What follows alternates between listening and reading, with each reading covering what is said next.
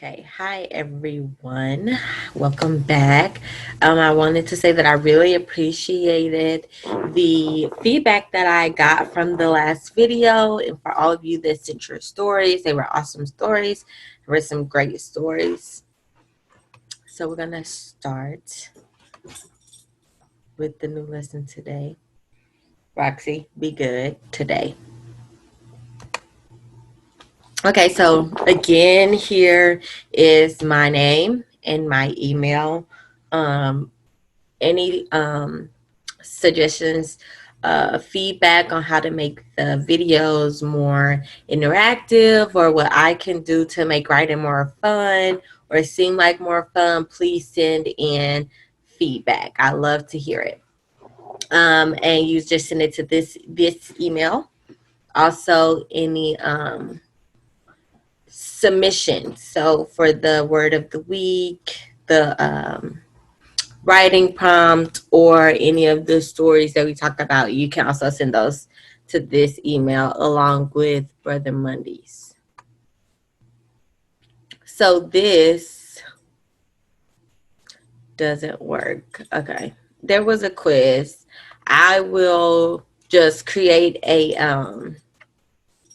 Kahoot to put it on, and then I'll have Mr. Monday attach that to this email. So if you want to play the Kahoot game, and it was just going over, we talked about different styles of writing last time, and so this is just a review of the last video.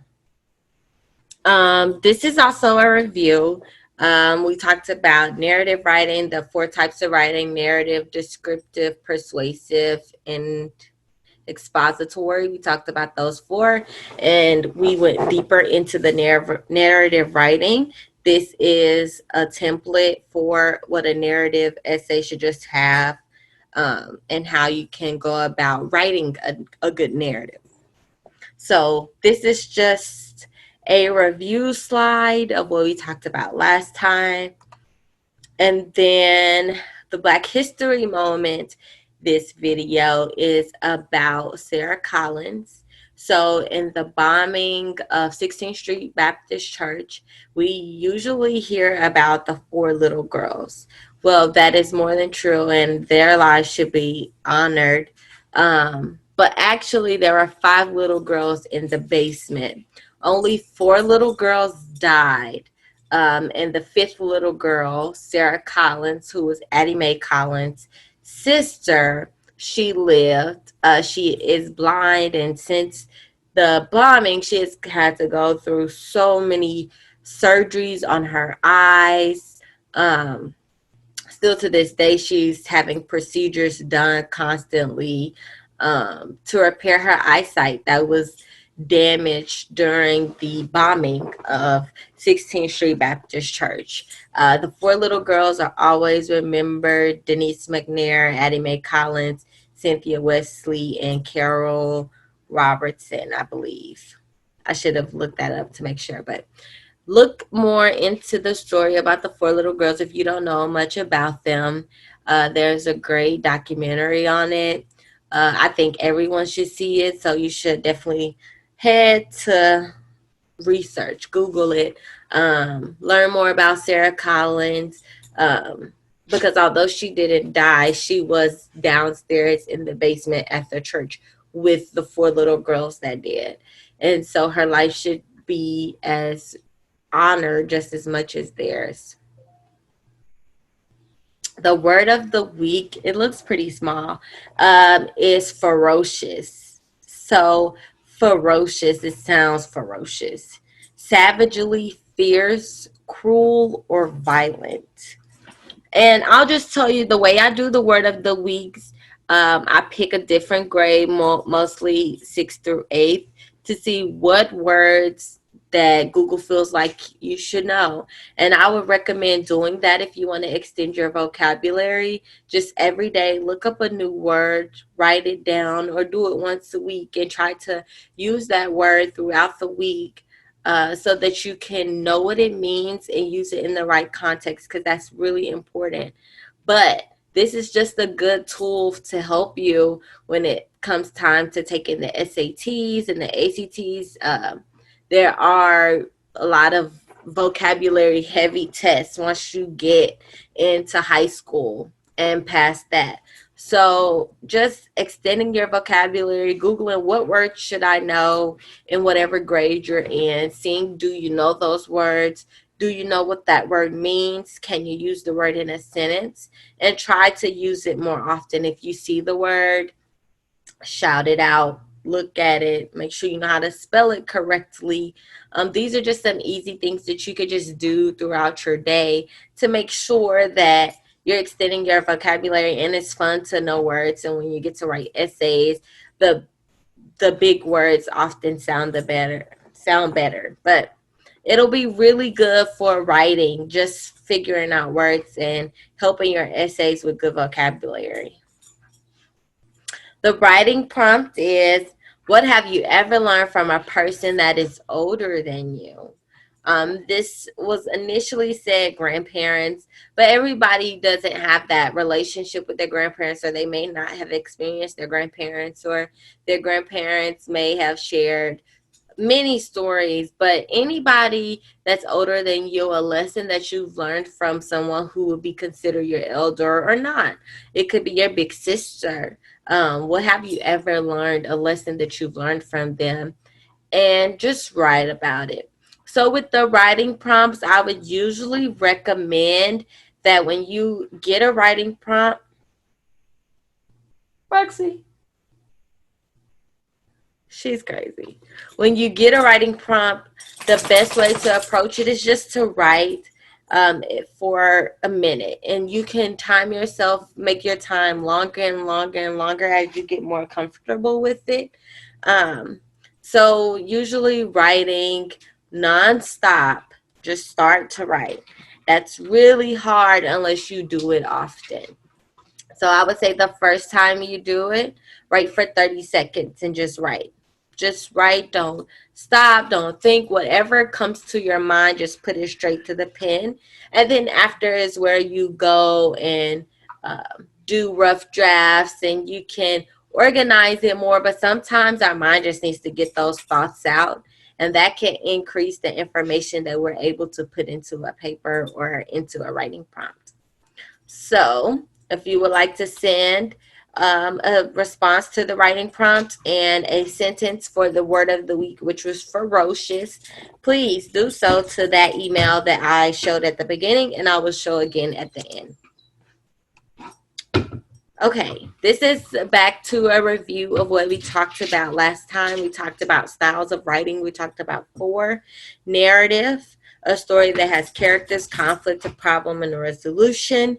Let's look at the examples again. Not novels, anecdotes, short stories. We have expository, explains the concept or give information. We said textbooks, how-tos, recipes, news stories. Today, we're going to do descriptive first. So we talked about descriptive writings, painting a picture in words of a person, place, or thing for their audience. Poetry, journal, diaries, plays. These are all examples of that. Today, we're going to move on to persuasive, and we're going to give a template. I'm going to give you a template of a good persuasive writing piece.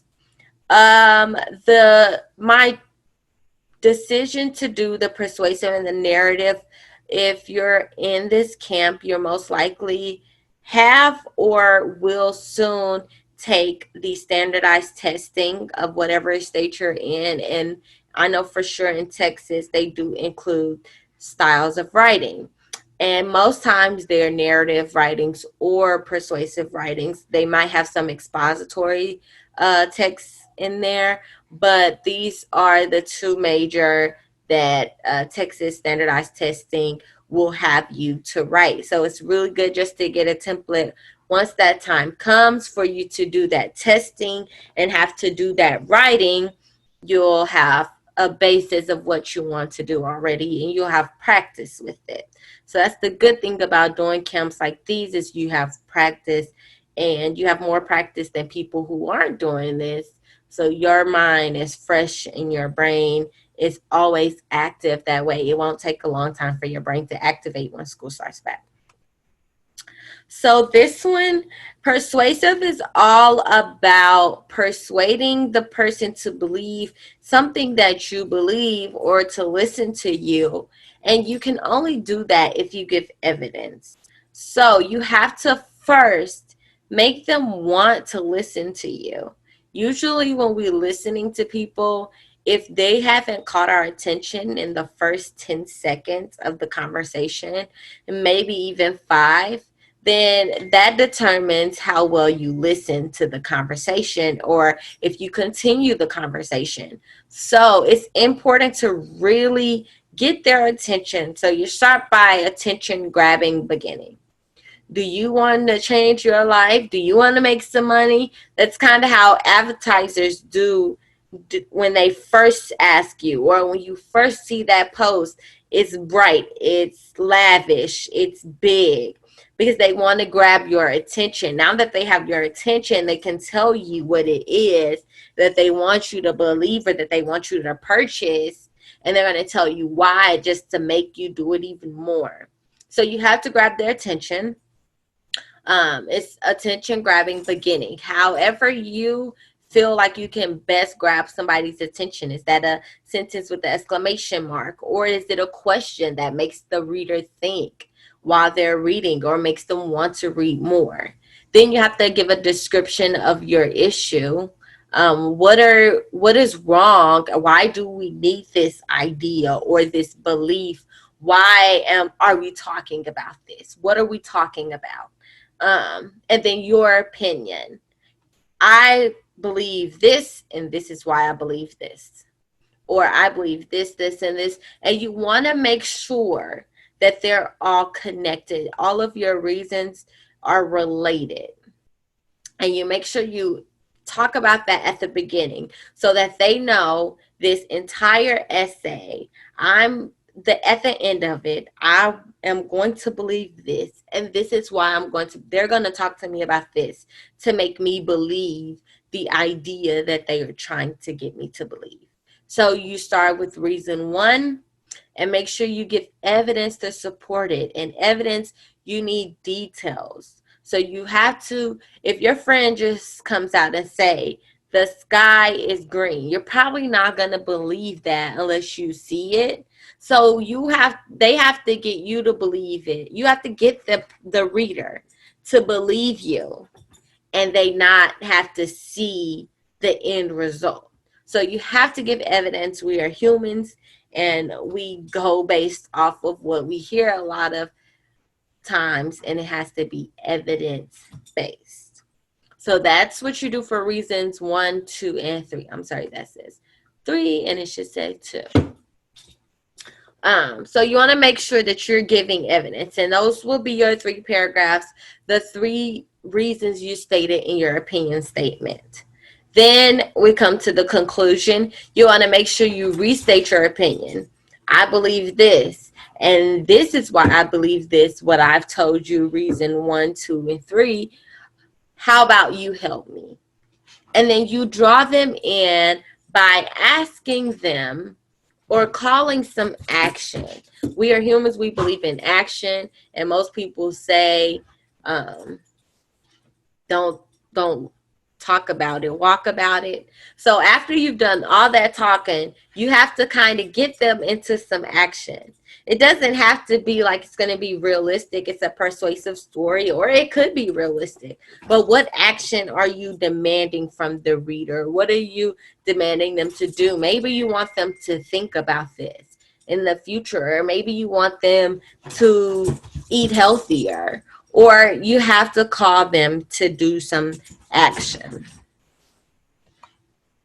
And so that is the end. I wanted to do, I don't want to go over time, I know, because we didn't introduce ourselves this video, but I really appreciate you. If you have any questions, comments, concerns, suggestions, please email this email. If you would like to make a submission for the word of the week, or for the writing prompt, or you want to send a narrative or persuasive piece for feedback, please email this email. I am responsive at all times, and I will try to get back to you in a timely manner. I really think that you guys are awesome for watching these videos. And if you have any suggestions on how I can continue to make this fun for you, please let me know. Okay, and that is all. Goodbye.